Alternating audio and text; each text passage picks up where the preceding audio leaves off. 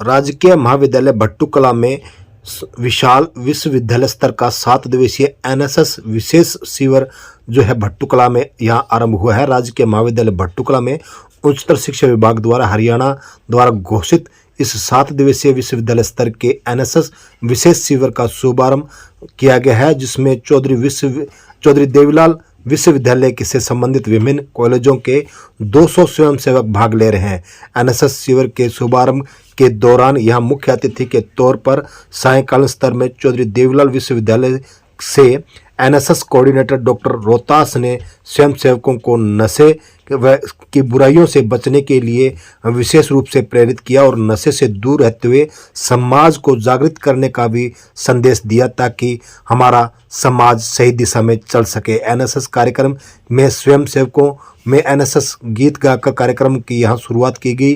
Camp के पहले दिन महाविद्यालय प्राचार्य जो है डॉक्टर सुभाष सिहाग ने प्रातःकाल इसका शुभारंभ करते हुए बताया कि एनएसएस से विद्यार्थियों में सेवा भाव का विकास होता है, जिससे छात्र समाज के सच्चे नागरिक बनते हैं। इस अवसर पर नेशनल कॉलेज सिरसा के एनएसएस प्रभारी doctor Jeetram Sharma resource personal के तौर पर यहाँ शामिल हुए।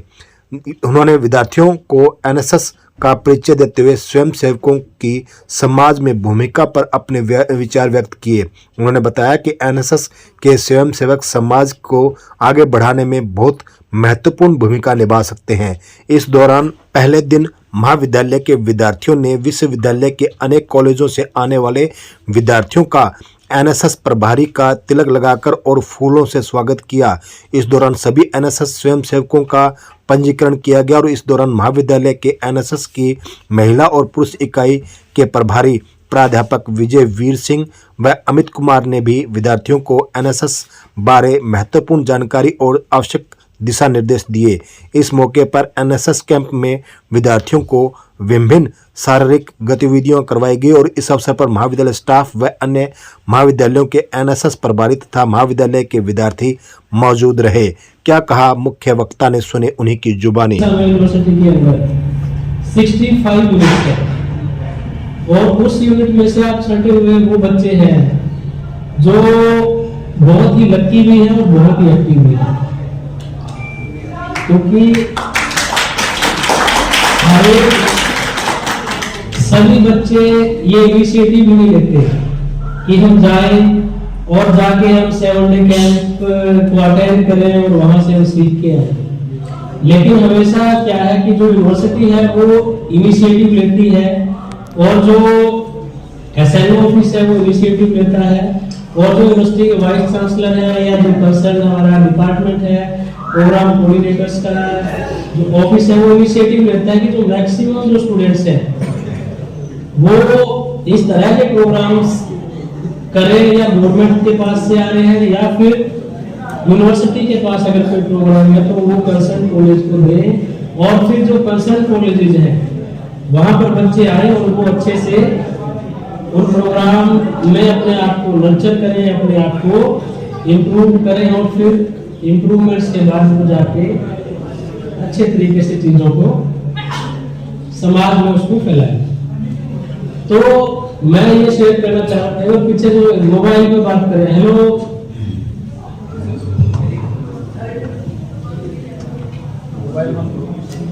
आप बस 5 मिनट, उसके बाद आपको है ना मस्ती करना।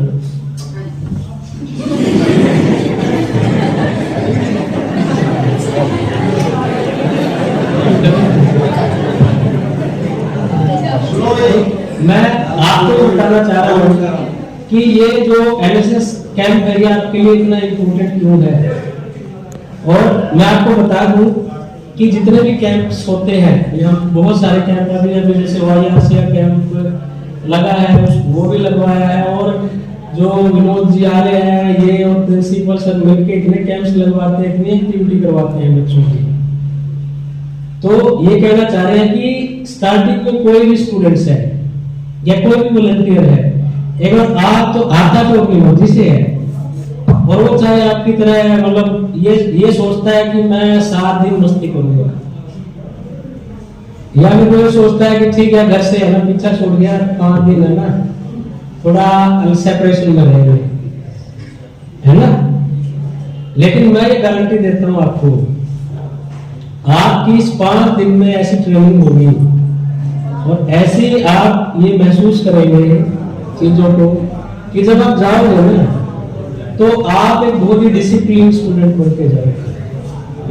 आप में डिसिप्लिन भी होगा और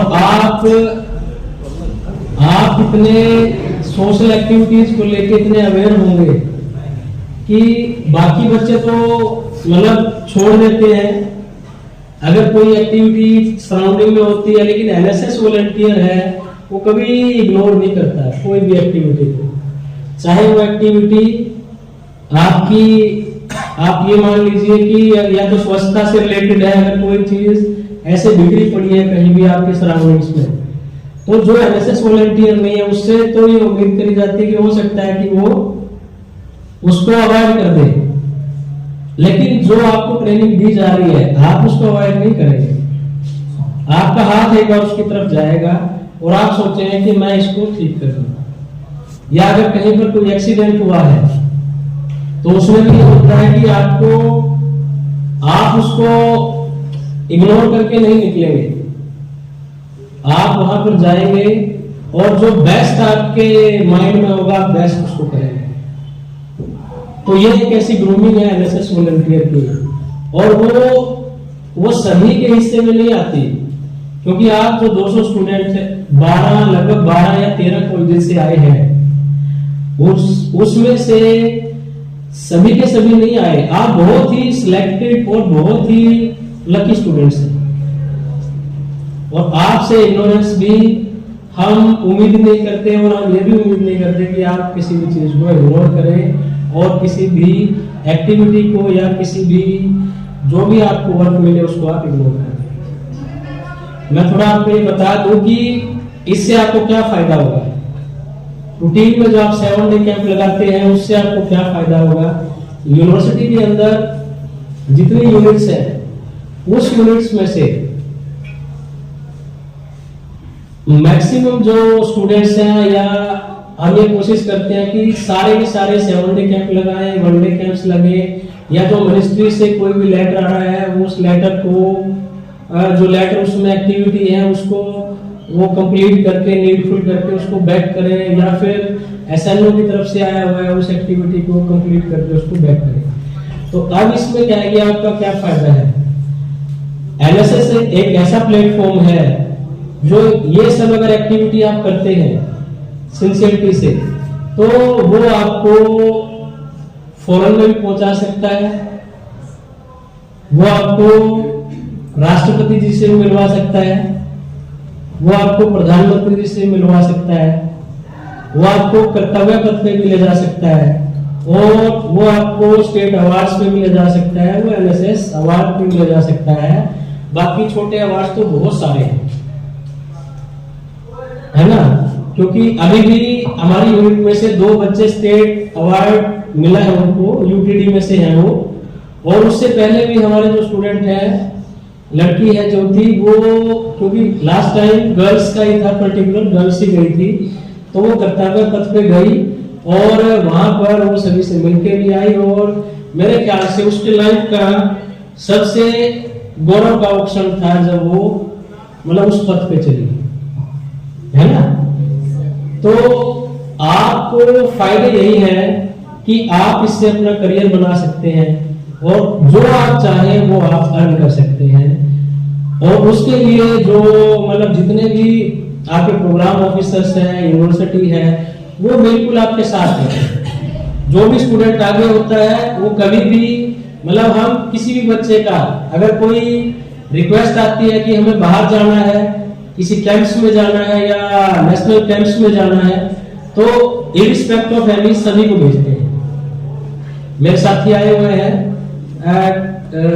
एनएसएस ऑफिस से अशोक की नॉलेज में सब रहता है, तो हम कोशिश करते हैं अभी भी जो स्टूडेंट हैं वो मतलब एनआईसी कैंप्स कोशिश करेंगे, इस बार एनआईसी कैंप लगे। यहाँ हमने केवल एक ही एनआईसी कैंप लगा है, वो भी मिनिस्ट्री से मिला है, वो भी एमएम कॉलेज में लगाया है। इस बार कोशिश करेंगे जो एनआईसी कैंप लगे वो कैंप हम लगाएंगे यूनिवर्सिटी में, और उस सब में आप सबकी जरूरत पड़ेगी, है ना। जब तक आपकी ट्रेनिंग भी हो जाएगी और आप उसको अटेंड भी करना, और उसमें कम से कम 12 से 13 या 15 तो स्टेट्स हम पार्टिसिपेट करते हैं। ये तो केवल जो आपका है ना, जैसे ये लेवल है, ये बिल्कुल बेसिक है, ये प्राइमरी लेवल पे आए हैं आप। इसमें आप जितना बेहतरी करके या जितना इसको सिंसियरिटी से आप कर लेंगे, उतना आप एक बेहतर जो कैडेट या बेहतर वॉलंटियर बनने की तरफ आप मूव करेंगे। और इसमें आप की मतलब 7 दिन के सेपरेट आपके प्रोग्राम्स हैं और आपका शेड्यूल है, और आप एज पर शेड्यूल जितने भी वर्क करेंगे वो शायद आपको एक बेहतरी की तरफ लेके जाएगा।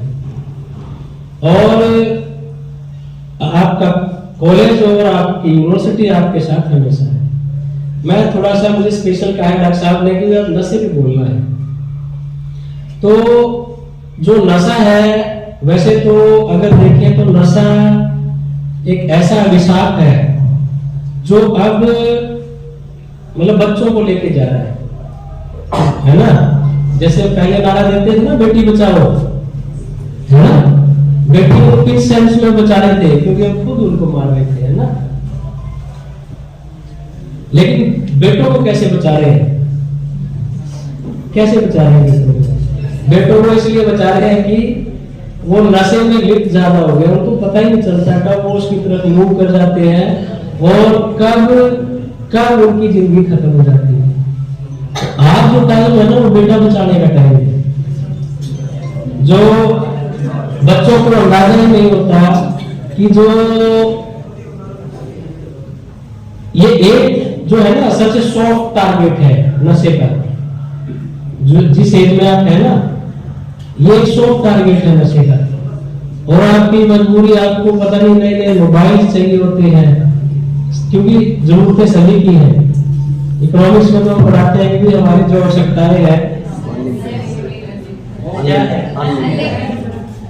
और हमारे पास साधन क्या है, साधन कम है। उसी से क्या होता है कि फिर आप कुछ भी करने को तैयार हो जाते हैं। और यही एक मेन कारण है, क्योंकि मैं नारकोटिक मजिस्ट्रेट रहा हूँ सिरसा का, तो हमने एसएचओ पुलिस के साथ मिलके बहुत सारे ऑपरेशंस किए हैं, और मतलब बड़े से बड़े जो तस्कर हैं वो हमने पकड़े हैं।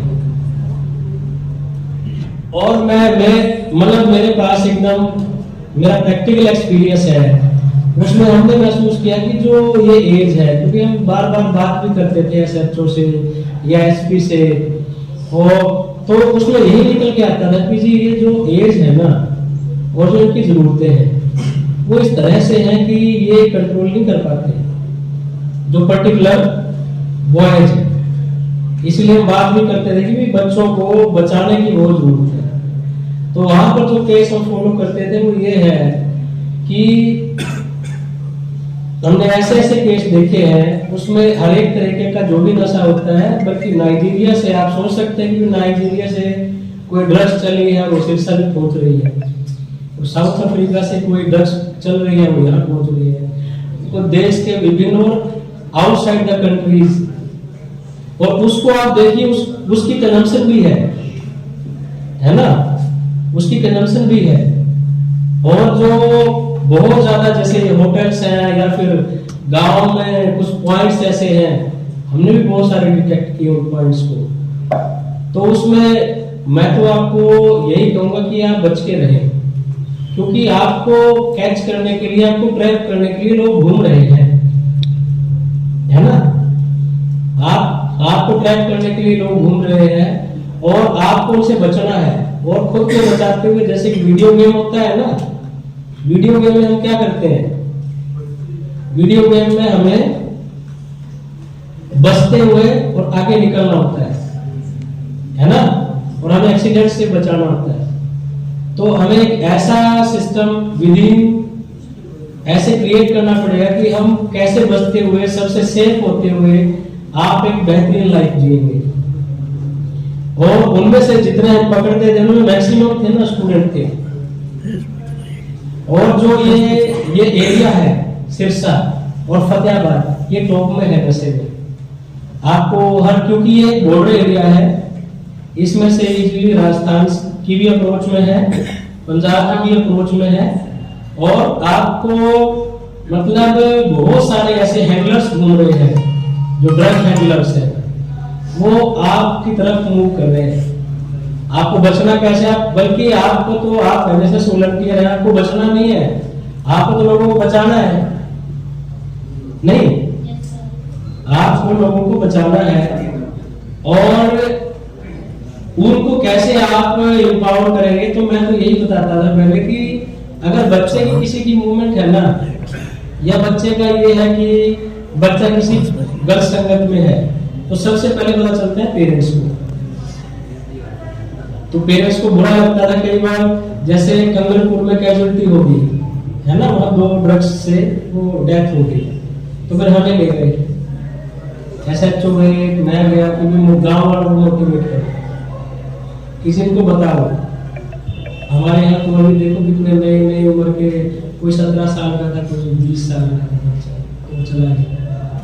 तो पेरेंट्स को बुरा जरूर लगता है, रिलेटिव को बुरा जरूर लगता है जब वो कहते हैं, लेकिन ये रियलिटी है कि जब भी कोई मूवमेंट होगी तो सबसे पहले किसको पता चलता है,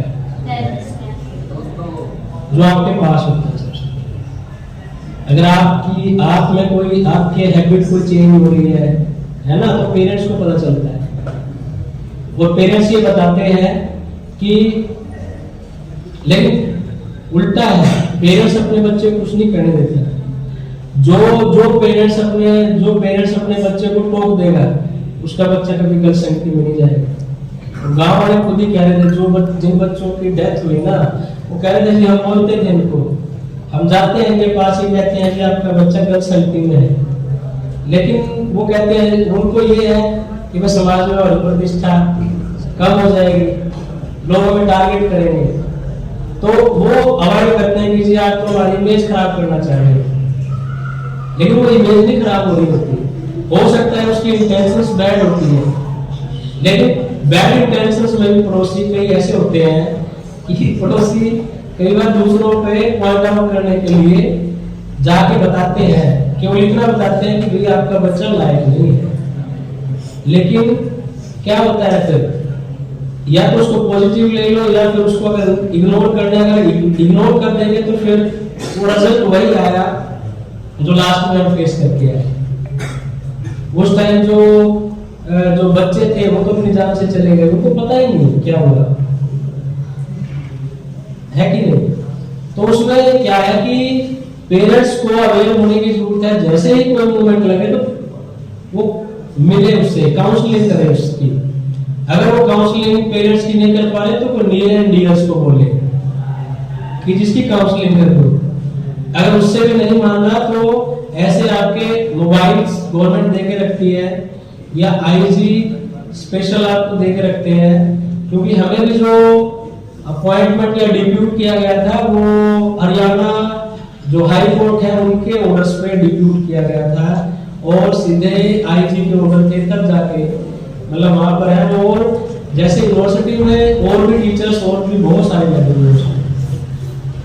तो कहने का मतलब ये है कि आपको ट्रैक करने वाले बहुत हैं, लेकिन आपको एक्टिव रहना है।